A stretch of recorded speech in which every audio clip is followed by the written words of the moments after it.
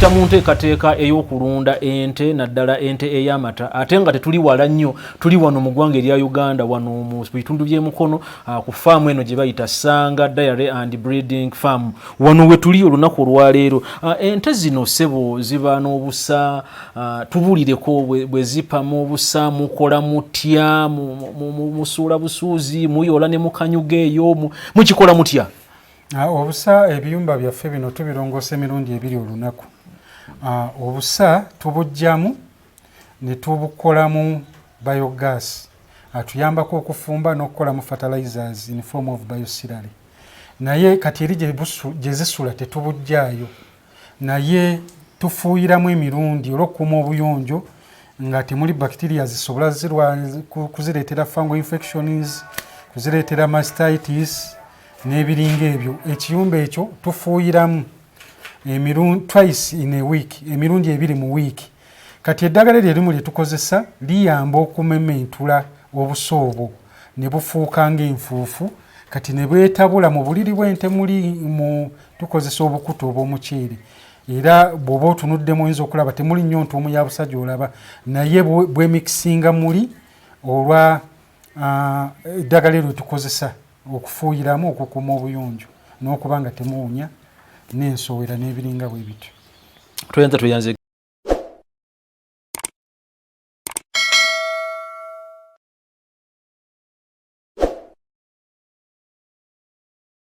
obusa obwo bwe tubujjamu mu kiyumba tubukuŋŋaanya, bwe tubujjamu tubuteeka mu gaasi. Gaasi oyo gwe tukozesa okufumba emmere y'abakozi, amazzi ag'ente n'ebirala n'ebirala. Naye tetubumalaawo bwonna, gaasi nankani yaffe tebubumalaawo. Naye obusigaddewo tulina ekifo we tubukuŋŋaanyiza mu ngeri ebukuuma nga tebuwonoonese. Tubukuŋŋaanya ne tububikkako ne tusobola okuba nga tufuna kye tuteeka mu nnimiro yaffe ng'ekigimusa. Naye w'obuteeka kikulu nnyo okubukuma kubanga oyinza obukwata obubi n'ogenda obuteekamu ng'oteeka buteesi naye nga ekigimusa kyakola ki nga kyaggwamu dda. Obusa buno tebwetaaga direct sunlight, tebwetaaga kwakako musana direct, nti bwe gwakako nitrogen mu busa obwo akola ki yenna afuumuuka. N'otuuka obukozesa ng'oyagadde obukozesa ng'ekigimusa ng'ekigimusa mu oluusi kyaggweeramu ddala oba nga kitono ddala. Naye tubuteekawo mu ngeri ey'obwegendereza olubuteekako ne tububikkako mu ngeri nti tekisobozesa na nsowera kubiikako magi kufuuka bleeding space y'ensowera kubanga ensowera zibiika kuli ne zalulirako. Naye bw'oba obubisse bulungi n'ensowera tezisobola kukola kikubiikako magi ekireetera okuba nti tusobola n'okukontrolinga population y'ensowera. Ate n'okuba nti ente zaffe tuziriisa mu ngeri nti ensowera tesobola kubiika magi ku busa n'egalula olw'ebirungo bye tufiidinga ente zaffe nti ensowera bwebiikako eggi lifa.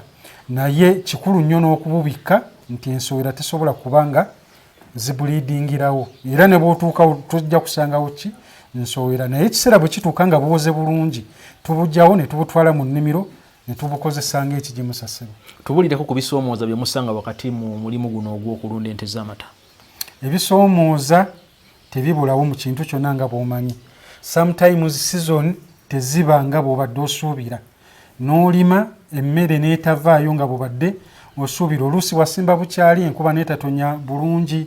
Okusoomooza okulala nti oluusi consistency mu feeding oteeka okuba nga mu kintu bw'ofeedinga you are consistent. Oluusi n'abantu b'okola nabo sometimes oli ayinza okulwalako ate nga ali experienced okugeza oba mu feeding emmere ayinza okufiirwa nga alina okugenda oluusi omu n'akoowa bukooyi naga nkooyi ng'okukola kati njagala kukola biki birala. Kati that is a very challenging nankani kubanga aba oluusi amanyi n'ente zo zennyini ziba zimumanyi ng'aza an individual. Ente sobola okugaana omuntu nga zze n'emugaana ebadde ekuwa lita 2 n'ekuwa 10 kubanga oluusi handling si yeemu, milking si yeemu. Wali abantu ng'akola bukozi mulimu naye nga talina passion ya kintu ekyo. So those are challenges ze tusanga naye tezibeerawo buli kaseera. sometimes omuntu bw'oba omukwata bulungi omwagazisa omulimu abasinga be tulina wano ekirungi mukama tumwebaza nti bakola ekintu kye balinamu passion era passion yetufudde kye tuli era yetutwala gye twagala okukola ki okugenda nti oluusi ekirala ekisoomooza okusinga consistency yankola y'ebintu naddala abakozi bwe bakyuka ne seasons bwe zitaba nnyungi nga bw'obadde okola ki osuubira kati nga wano emmere oluusi ebula for example okola ddala emmiiru maize brand abadde ku 5 n'atuuka mu 1,600 it is very challenging the cost eba tekyali kyekimu sunflower abadde mu 8 n'osanga ali mu 1,600 sometimes nga completely n'okubula akoze eki abuze it is also very challenging yes naye nga si kyekibeerawo consistent nti kya buli lunaku naye nga bw'omanyi season zijja nga teyali nnungi kasooli n'abula kitegeeza ki bulandi bw'alinnya n'ebirala biba bigenda kulinnya kuba abantu badduka ne bava ku maize brand ne badda ku wheat brand oba ku rice brand oba ku wheat pollard so nabyo ogenda okulaba nga bikoze ki nga birinnye ebitalagada cost of feeding tebigireka kubeera constant ate ng'oluusi amata tegalinnye n'ebiringa ebyo. Mwekuumira mutya ku mutindo n'okutambula n'ebitambula wakati mu kisaawe kino ekya okulunda ente zino ez'amata? Tukolagana na we work with the best wososinga emmere abakozi ensolo z'oleese and consistency sometimes olekayo okwerozaako gwe ng'omuntu waliwo mu bulunzi omuntu bw'atuuka n'agamba kakati emmere erinnya ze sisobola kuwa kayana kano lita 6 tekiri nayo mukaweeko liteezi ekyafekitinga enkula y'ente eyo ne production bweribeera oluusi oli n'agamba nze sifuna kati emmere erinnye ente eno sisobola giwa kiro za dairomiru 15 oluki olunaku naye ate nga mazima ezeetaaga okusigala ku status yaayo ne performance yaayo health wise and production wise eba ezeetaaga naye sometimes ogenda okulaba nga kiro ya dairomiru yagwera for example mu 1500 ng'eggwera mu 3,000 kati nga olina okuyiwawo omubiri okukola sacrifice kubanga oba omanyi kijja kukola ki kuggwa otherwise bw'otakiipinga emmere egenda okuddayo ku bbeeyi gy'omanyidde ng'ate ente zikyaliyo nga bwe zaali ziproducinga kubanga feeding yazo yakyuka nekka ate okuzizzaayo kiba kizibu nnyo so you have to sacrifice your capital income oba whatever n'okuteekamu n'okola ki n'oteekamu kubanga omanya eyo season ebezze buzi nga kijja kumala kikole ki kitereere.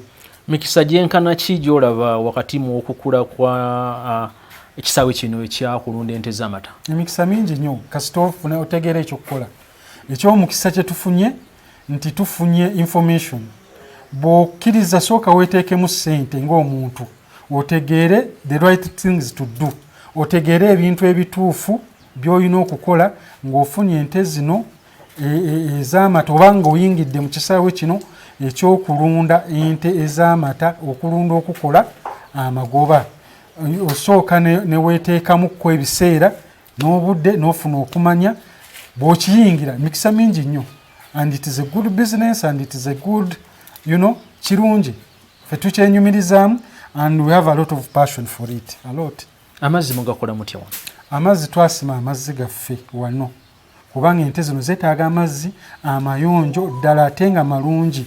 Waliwo ebifo ebimu by'osanga mu bitundu ebimu ng'amazzi gaamu gayina some it is called what I forgotten kinvudde mutwe nga galimu what is nga mulimu nankani tali nungi naye amazzi ago gateekwa okuba nga malungi. Mukama bw'abawadde obusobozi genda okebera amazzi ago ogulabe oba malungi ku nte nga tegali solte nga malungi. So ffe wano twasima amazzi wansi so tugapampinga okuva wansi ne gambuka waggulu mu ttanka ne gafuna gravity esobola okugatambuza paka mu kiyumba ky'ente kubanga wateekwa okubaawo ente amazzi awo tejja kugamba nti kati ennyonta ennuma njagala kunywa amazzi naye ente eteekwa okuba nga weeyagalira amazzi nga weegali ate nga mayonjo kubanga 70% of the milk is water.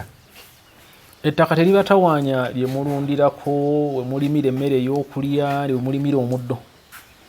ettaka terisobola kubeera perfect 100 tekisoboka naye otwala okusampolinga ettaka si sente nyingi ndowooza mitwalo nga 5 tusobola okutwala ettaka lyo singa olaba nga likuchalenjinga n'omanya n'otateekamu bigimusa gwe byosanze kubanga oteekamu fertilizers nga tomanya exactly what is lacking in that particular soil naye bw'omanya for example ettaka lisobola okuba lirakinga copper oba zinc oba selenium oba any other mineral naye nga it has enough nitrogen then gwe n'ogenda n'ogula oba foliar fertilizer oba n'ogula any other fertilizer nga it is more of nitrogen oba potassium for example naye ng'oluusi ate ettaka si bye likola ki si bye bibulamu nga libiina so bw'oba olina obusobozi mukama ng'akuwadde ekisa kyalibadde kirungi n'osobola okutwala ettaka leero mu labuzi ne bakubuulira ti ettaka lino liyina kino mu bungi naye kino kyekikola ki kyekibulamu kikuyamba okufuna fertilizer